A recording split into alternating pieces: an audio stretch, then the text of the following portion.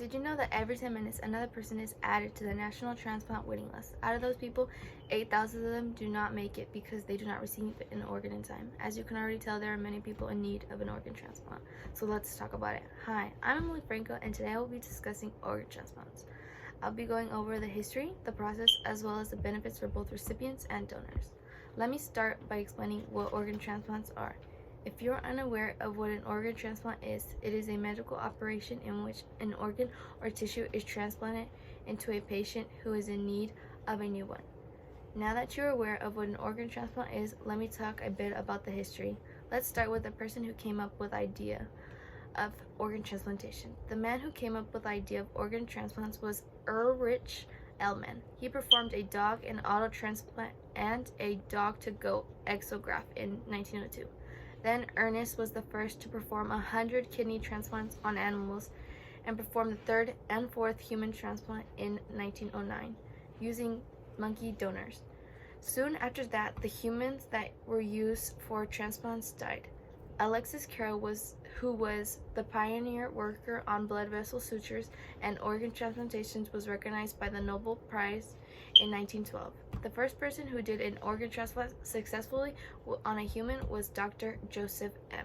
He did a kidney transplant on a pair of identical twins. Now that you're aware of what organ transplants are, let's move on to the process of actually receiving one. Once you are told that you are in need of an organ transplant, a new organ, the whole process begins. The process begins by being told that you need an organ. You are then to be placed on a waiting list. There are requirements that patients must meet in order to receive an organ. There are certain types of requirements for certain types of organs. For example, if a patient is in need of a liver, the requirements that must be met before actually receiving one is free of alcohol for at least 6 months, free of substance abuse, free of active infection, and must have social support, as well as many other requirements. Although there is a basic process that all types of transplant patients go through. The first step of this process is the referral. You must receive a referral from your doctor in order to be examined by a transplant program as a candidate. The next step is gathering information and choosing the transplant center you would like to work with. After a recipient has picked their transplant center, the recipient must schedule an evaluation appointment. This appointment is to ensure that you are a good candidate for organ transplantation. After this appointment, if you qualify as a candidate, you are placed on the national transplant waiting list. From there, you will wait for the program that you have chosen to find a match.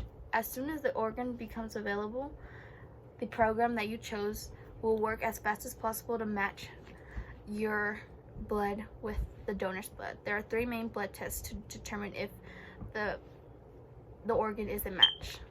The other factors that come into play when finding a match are body size, recipients, medical conditions, the distance between organ hospitals, and recipient's hospital.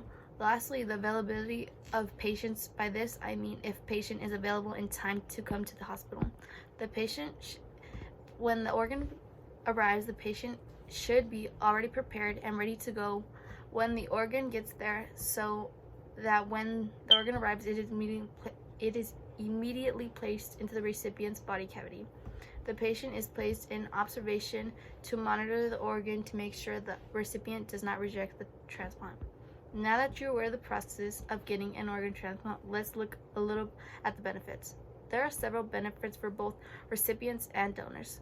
Let's begin with the recipient's benefits. The benefits for recipients include longer lifespan, a better quality of life, as well as overall better results. Now that you're aware of the benefits for recipients, let's move on to the benefits for donors. There aren't as many, although they include positive emotional experience and more time with loved ones if they donated to a loved one. Lastly, the benefits for both include removing a candidate from the national transplant list. In conclusion, today we learned about organ transplants, as well as the process of getting one, the history, and how they benefits both recipients and donors. By informing you guys about organ transplants, I lowered the percentage of people on the list that die a year.